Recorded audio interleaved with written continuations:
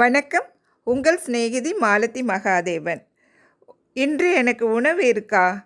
இப்படி ஒரு கேள்வி ஒரு காட்டில் பாறை மேல் அமர்ந்திருந்த கழுகுக்கு ஏற்பட்டது. உங்களுக்கு கூட இப்படி ஒரு கேள்வி இருக்கா? அந்த கழுகுக்கு என்ன பதில் கிடைச்சது? தெரிஞ்சுக்கணும்னு இருக்கு இல்லைங்களா? வாங்க கதை கேட்கலாம். ஒரு காட்டில் கழுகு ஒன்று வாழ்ந்து வந்ததாம். அதற்கு கடவுள் மேலே கண்மூடித்தனமான நம்பிக்கை இருந்தது.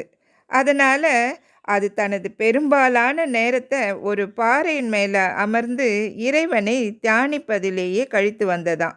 ஒரு நாள் அந்த கழுகு தியானம் செய்து கொண்டிருக்கும்போது, இன்று எனக்கு உணவு கிடைக்குமா? இறைவன் தான் எல்லாருக்கும் படி அளப்பவராயிற்றே அப்படின்னு யோசிச்சதாம்.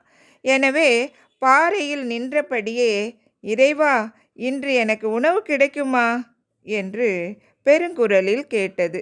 உடனே வானத்திலிருந்து ஒரு குரல், இன்று உனக்கு உணவு உண்டு என்று பதில் கொடுத்ததாம். மகிழ்ச்சி அடைந்த கழுகு, இன்று நமக்கு இறை தேடும் வேலையே இல்லை, அப்பாடா அப்படின்னு நினைச்சதாம். கடவுள் எப்படியும் உணவு கொடுத்து விடுவார் என்ற நம்பிக்கையில் தனது தியானத்தை தொடர்ந்ததாம். நேரம் போக போக கழுகுக்கு பசி வர துவங்கிடுச்சு. மதியம் தாண்டி மாலையும் ஆயிற்று. நம்மை இறைவன் ஏமாற்றி விட்டாரே என்ற வருத்தத்தோடு அது அந்த பாறையிலிருந்து செல்வதற்காக எழுந்து நின்றது. உணவு உண்ணாததால் மிகவும் சோர்வாக உணர்ந்ததாம். அப்போ ஒரு குரல் கேட்குது, குழந்தாய் சாப்பிட்டாயா? கழுகுக்கு அழுகை வந்து விட்டது.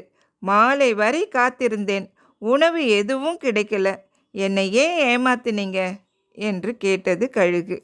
குழந்தாய், சற்று திரும்பிப்பார், உனக்கு பின்னாலேயே உனக்கான உணவு இருக்கிறது. கழுகு பின்னால் பார்த்தது. அங்கே ஒரு பெரிய எலி இறந்து கிடந்ததாம். இத்தனை காலம் கடந்து கொடுக்கிறாயே இறைவா என்று வருத்தத்தோடையும் பசியோடையும் கழுகு கேட்டதாம். குழந்தாய், உனக்கான உணவு சரியான நேரத்தில் வந்துவிட்டது.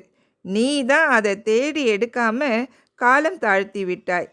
திரும்பி பார்க்கும் முயற்சி கூட செய்யாமல் இருந்தால் உணவு எப்படி கிடைக்கும்? கடுகளவேனும் முயற்சி செய்திருக்கணும் இல்லையா? அப்போது தான் இறைவனின் அருளை பெற முடியும் என்று கடவுள் சொன்னாராம். அன்று முதல் அந்த கழுகு தனது முயற்சிகளையே தனது தியானமாக எண்ணிக்கொண்டது. முயற்சி இருக்கும் இடத்துல தான் கடவுளோட அனுகிரகமும் இருக்கும் இல்லைங்களா? நமக்கு இன்னைக்கு உணவு உண்டுன்னு யாராவது சொன்னால் கூட அதற்கான முயற்சியை நம்ம செய்தபடி தான் இருக்கணும் இல்லைங்களா? இந்த கதை உங்களுக்கு உபயோகமாக இருக்கும்னு நினைக்கிறேன். சப்ஸ்கிரைப் பண்ணுங்கள், ஷேர் பண்ணுங்கள், பக்கத்தில் இருக்கிற பெல் பட்டனையும் கிளிக் பண்ணுங்கள். நன்றி, வணக்கம்.